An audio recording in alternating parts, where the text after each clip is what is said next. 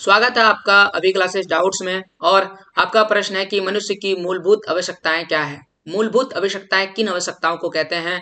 वह सभी आवश्यकताएं जिनके बिना मनुष्य का जीवन जो है जीना असंभव हो सकता है या मुश्किल या कठिनाइयों में जिया जाएगा। उन सभी आवश्यकताओं को हम मूलभूत आवश्यकताएं कहते हैं।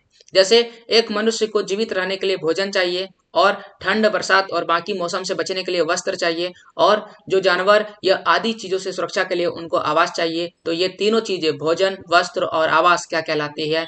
मूलभूत आवश्यकताएं कहलाती है।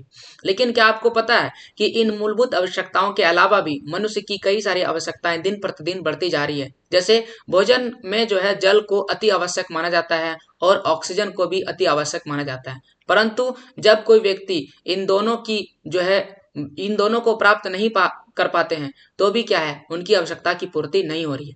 क्योंकि कई सारे ऐसे क्षेत्र हैं जहां पर लोगों को जल तो मिल रहा है लेकिन शुद्ध जल नहीं मिल रहा है। तो शुद्ध जल पाना भी किस में आएगा? मूलभूत आवश्यकता के अंतर्गत आता है। और शुद्ध हवा में सांस लेना भी किस में आ जाएगा? वह मूलभूत आवश्यकता के अंतर्गत आ जाता है। इसके अलावा आजकल स्वास्थ्य सुविधाएं जो जरूरी है सबके लिए, क्योंकि लोग बार बार बीमार पड़ रहे हैं, तो वह सभी भी किस में आ जाते हैं? मूलभूत आवश्यकताओं के अंतर्गत आता है। लेकिन आपको मेनली ये तीन ही लिखना है जो मैं लिख के दिखाया।